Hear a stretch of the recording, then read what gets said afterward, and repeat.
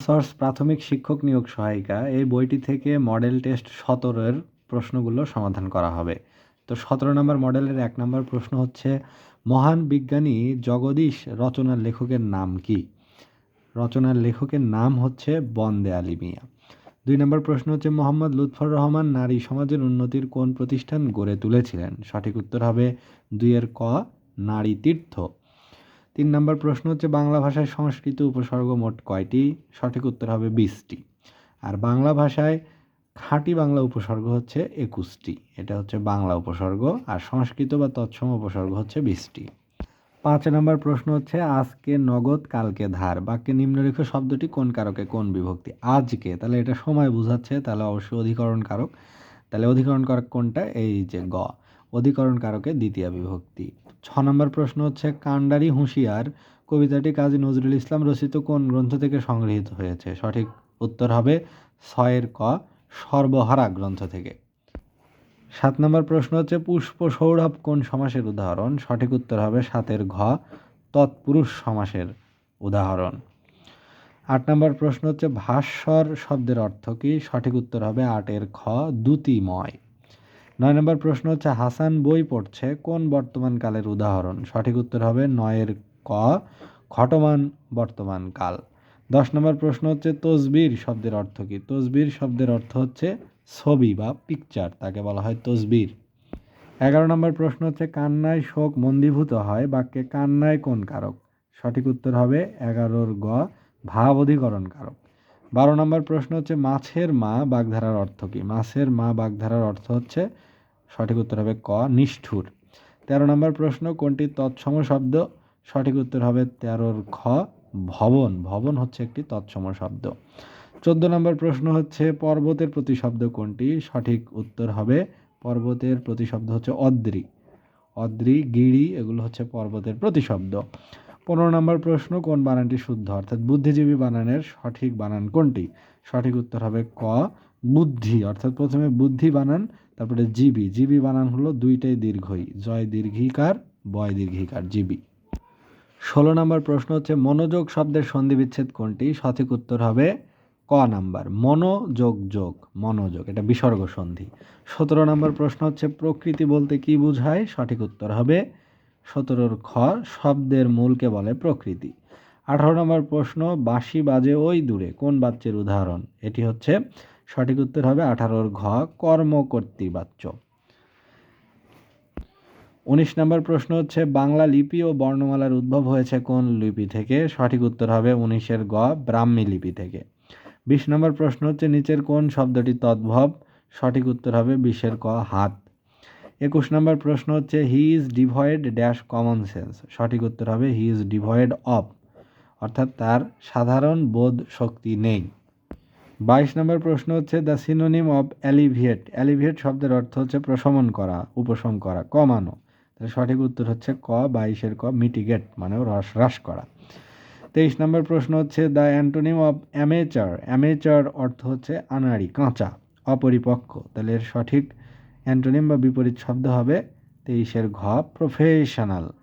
Professional, যেমন amateur photographer মানে শখের বশে যে ছবি তোলে, আর প্রফেশনাল ফটোগ্রাফার মানে যার পেশাই ছবি তোলা।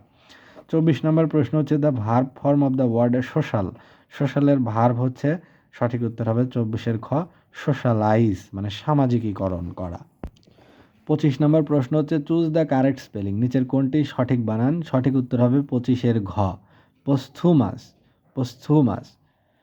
26 নম্বর প্রশ্ন হচ্ছে, দ্য কারেক্ট ট্রান্সলেশন অফ, তিনি মুক্তিযুদ্ধে যোগদান করেন। এর সঠিক ট্রান্সলেশন হবে 26-এর গ, he joined the war of liberation, অর্থাৎ তিনি মুক্তিযুদ্ধে অংশগ্রহণ করেন। 27 নম্বর প্রশ্ন, the thickness of the books, the thickness of the books, সঠিক উত্তর হবে ভ্যারিস, অর্থাৎ আলাদা আলাদা হয়। বইয়ের যে পুরুত্ব, এটা বই ক্ষেত্র বিশেষে আলাদা আলাদা হয়।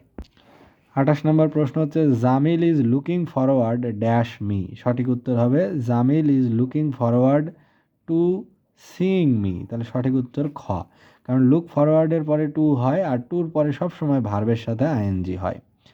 29 নম্বর প্রশ্ন, in a nutshell means. In a nutshell অর্থ হচ্ছে সংক্ষেপে। তাহলে সঠিক উত্তর হবে 29-এর ঘ, ব্রিফলি। 30 নম্বর প্রশ্ন হচ্ছে he dash to see us if he had been able to. সঠিক উত্তর হবে 30-এর খ। He would have come to see us if he had been able to. 31 নম্বর প্রশ্ন হচ্ছে a person who enters without any invitation is, অর্থাৎ কোনো দাওয়াত ছাড়াই যে প্রবেশ করে তাকে এক কথায় কি বলে? তাকে এক কথায় বলা হয় 31-এর খ ইন্ট্রুডার, মানে অনুপ্রবেশকারী। 32 নম্বর প্রশ্ন who said man is born free and everywhere he is in chains. এটা বলেছিলেন 32-এর সঠিক উত্তর হবে ক রুশো। 33 নম্বর প্রশ্ন হু রোট দ্য ওয়েস্টল্যান্ড। ওয়েস্টল্যান্ড কে লিখেছেন? ওয়েস্টল্যান্ড বা পোড়ো জমি, এটা লিখেছেন 33-এর সঠিক উত্তর ঘ টি.এস. এলিয়ট বা টমাস টার্ন এলিয়ট। 34 নম্বর question change the narration he told do the work. এর সঠিক ন্যারেশন হবে হচ্ছে 34-এর খ he asked to do the work. 35 নম্বর প্রশ্ন profits are divided dash the stock holders of the corporation.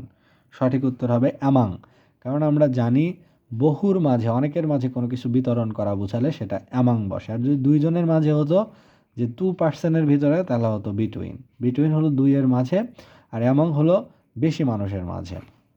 36 নম্বর প্রশ্ন হচ্ছে the antonym for liberty. Liberty মানে স্বাধীনতা, এর অ্যান্টোনিম হচ্ছে 36-এর সঠিক উত্তর গ স্লেভারি। স্লেভারি মানে দাসত্ব।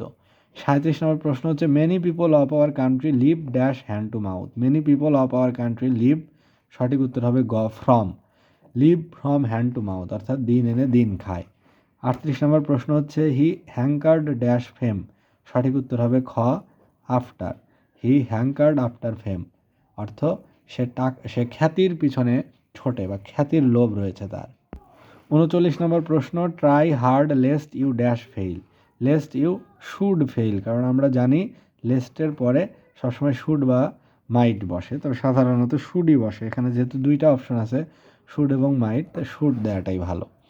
40 নম্বর প্রশ্ন he is superior dash me. He is superior to me, কারণ এই যে superior to, junior to, senior to, এগুলোর পরে সবসময় টু বসে। 61 নম্বর প্রশ্ন হচ্ছে কোন প্রাণীর দেহের ওজন হালকা। সঠিক উত্তর হবে 61-র ঘ পাখির ওজন হালকা। 62 নম্বর প্রশ্ন হচ্ছে কোন প্রাণীর মস্তিষ্ক সবচেয়ে বড়। সঠিক উত্তর হবে 62-র খ মানুষের মস্তিষ্ক সবচেয়ে বড়।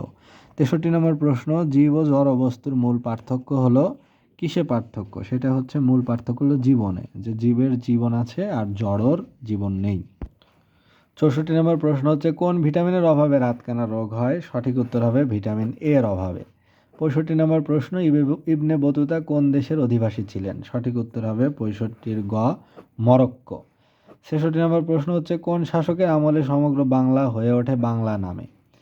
সেটা কার সময় হয়। সঠিক উত্তর হবে 66-র গ শামসুদ্দিন ইলিয়াস শাহর সময়ে। 67 নম্বর প্রশ্ন হচ্ছে কাদেরকে বর্গী বলা হতো। বর্গী বলা হতো কাদের। সঠিক উত্তর 67-র ক মারাঠা দস্যুদের। 68 নম্বর প্রশ্ন হচ্ছে ভাস্কো দা গামা কত সালে ভারতে পৌঁছেন। সঠিক উত্তর হবে 68-র খ 1498 সালে। 69 নম্বর প্রশ্ন হচ্ছে ফকির সন্ন্যাসী বিদ্রোহের প্রধান নেতা ও সংগঠক ছিলেন কে। সঠিক উত্তর হবে 69-এর ঘ মজনু শাহ। 70 নম্বর প্রশ্ন হচ্ছে মোহামেডান লিটারেরি সোসাইটি প্রতিষ্ঠা করেন কে। সঠিক উত্তর হবে 70-এর ঘ নব আব্দুল লতিফ। 71 নম্বর প্রশ্ন কোন নেতা ফরাজি আন্দোলনের নেতৃত্ব দেন। সঠিক উত্তর হবে 71-এর ঘ হাজী শরিয়তুল্লাহ। 72 নম্বর প্রশ্ন হচ্ছে বাংলাদেশের প্রথম নারী পররাষ্ট্রমন্ত্রী ও শিক্ষামন্ত্রীকে। সঠিক উত্তর হবে 72-এর ক ডাক্তার দীপু মনি। 73 নম্বর প্রশ্ন দক্ষিণ তালপট্টি দ্বীপের অপর নাম কি। সঠিক উত্তর হবে 73-এর ঘ পূর্বাশা দ্বীপ।